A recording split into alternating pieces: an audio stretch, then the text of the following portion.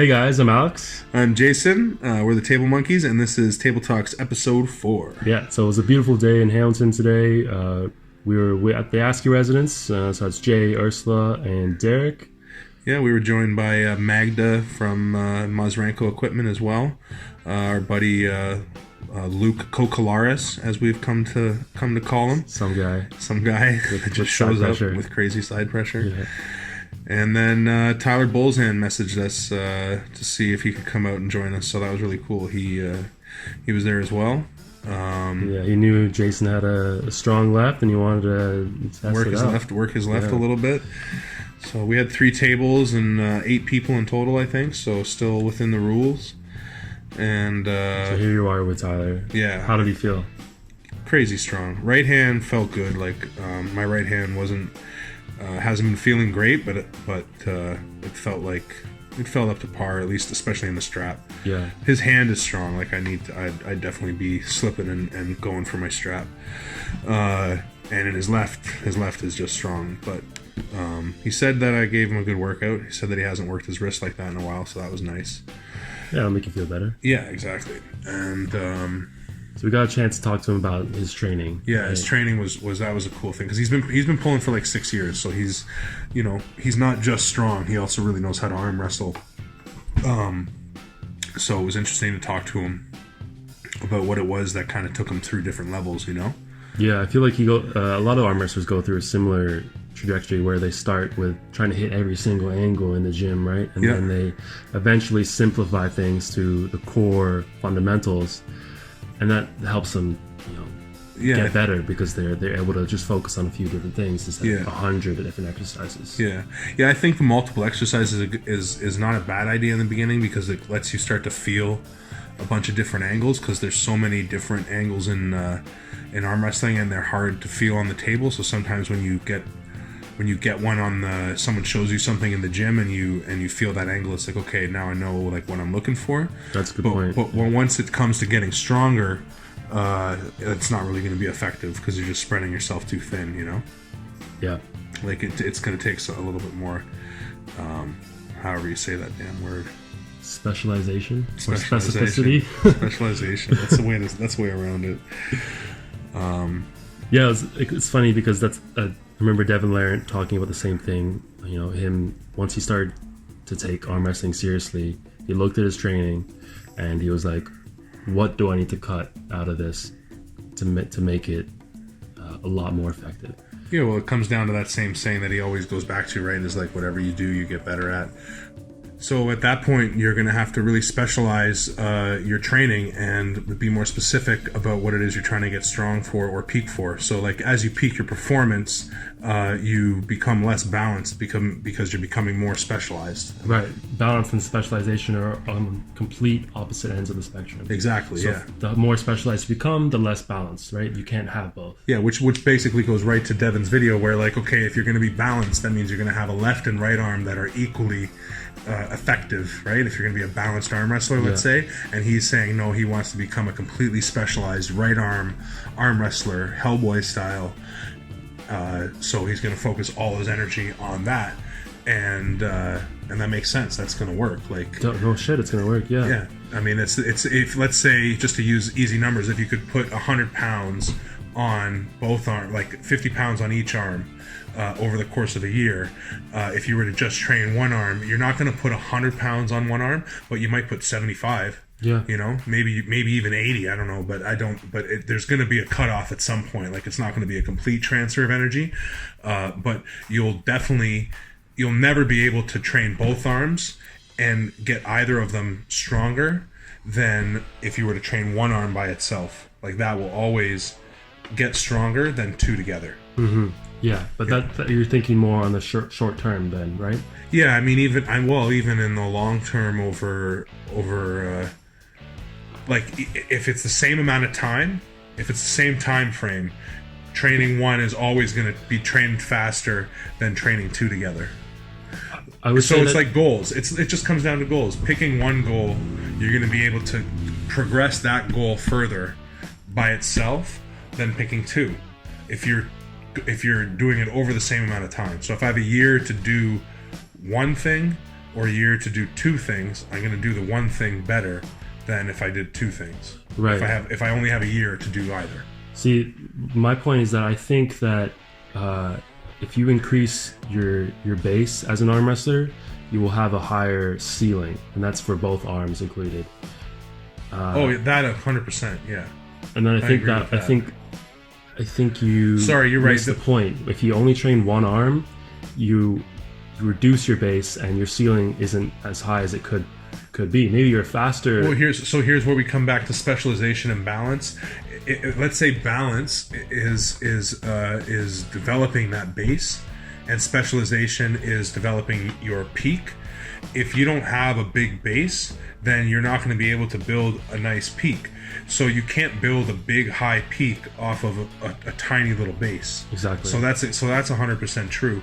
That you can't when you decide to switch to complete specialization is important. Mm-hmm. That's what's important. To be completely specialized from the very beginning in something like arm wrestling, to go down to specifically one arm, will that be more advantageous than spending a block of time building up your overall base and then specializing to one arm? No, I don't think so. I think building a base and specializing will be more effective than just specializing the whole time. Yeah, I totally agree. And bringing it back to Devon's video, and maybe you could clarify on this a little bit, but he spent a lot of time building that base through playing different sports, doing a bunch of different exercises, being in the military and having to do just be all around strong. Exactly. It's not like being an arm wrestler is going to be an advantage on the battlefield. Unfortunately, Well, you're going to need to be an overall ready for anything, right? Yeah. So now later in his career, he decided, okay, I'm going to specialize to arm wrestling, but not only just arm wrestling, but one arm specifically. Yeah, exactly. Yeah, so that even in a huge part of his arm wrestling career, he spent being the best at both arms. Yeah, so he was known for that. So he was exactly known for that. So he went from arm wrestling not being the only thing he's doing tons of sports, tons of things to be physically strong and fit, to just arm wrestling. And once he's doing that, he's doing it both arms, hardcore, the best as he possibly can at both arms. And now, even later, that's it, right arm only, Hellboy style, specific as hell. And that's it's the same progression. Same progression makes sense. It's basically, it states that the in order to have a high peak or a high ceiling, you need to have a big base. Like the height that your ceiling or peak can reach is completely dependent on the size of the base you build first. Exactly. So that's why we think it's very important to build a big base before you try and peak. Or specialize too much. Yeah, exactly. And the base in arm wrestling is absolute strength. 100%.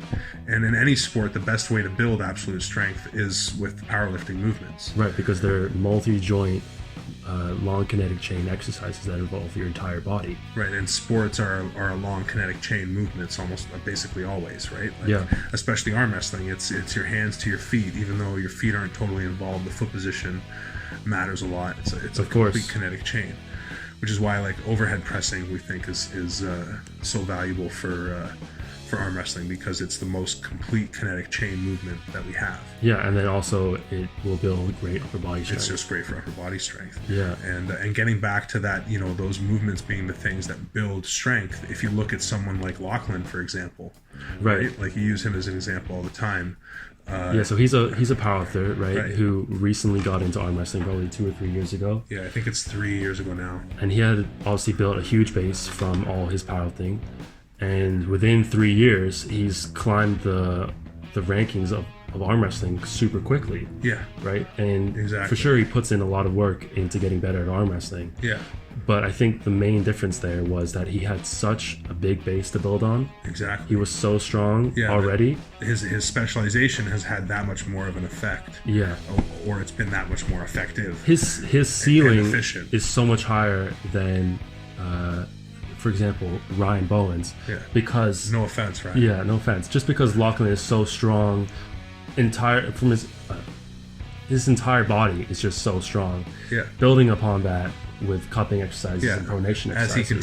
As he continues to specialize for arm wrestling, his peak, his ceiling, he has a higher peak or ceiling to be reached because the base is just bigger. Yeah. But like in any sport, there's a diminishing return for that, right? Like I know in football, it was always like a 600-pound squat. If you could squat 600 pounds, you were strong enough to be a lineman, like an NFL or a double, like a college level lineman. Yeah. But there was no point to squat 700. Yeah. It wasn't worth the opportunity cost. Yeah, the opportunity cost, exactly. Right. I think that's why Lachlan now, he's not really focusing on his powerlifting anymore. Yeah, it looks like he's more maintaining. I mean, he still does lift. He does put up some solid numbers, but they look more like maintenance numbers than new PRs. Right. Which brings us back. Maybe to, I'm wrong. Correct me if I'm wrong. No, if you're no. getting new PRs, I'm not. I remember him either talking about it on Instagram or on YouTube, but yeah, he's just trying to maintain his powerlifts now because he's focusing on there you go arm wrestling. Yeah, so he's found that base is good, and now he's got to start reaching for the peak.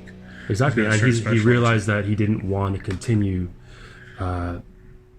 trying to get a stronger bench press because obviously the diminishing returns. Yeah, well, it's also the goals, right? I think as your goals change, your priorities change, and it's all based on your timeline too, right? So right, he's already a powerlifter. He doesn't need to build that base anymore. Yeah, so I think it's if we're trying to make one point here, just to bring it all together in the end, is like if you're a 15-year-old kid who wants to become the best arm wrestler in the world, arm wrestle once a week.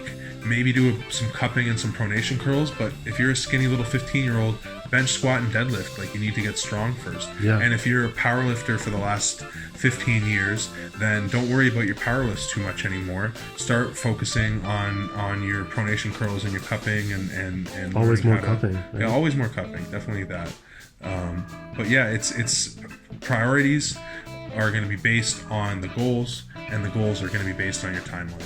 Yeah. Yeah. Alright guys, that's the end of the video. We hope you liked it, and if you did, please leave us a like, a comment, and subscribe. Yeah, and we just want to give one more thanks to the Askey family for having us out. It was a lot of fun, and a big shout out to Tyler Bolzan for reaching out to us to pull and then coming out to pull with us. That was a lot of fun. Looking forward to doing that again.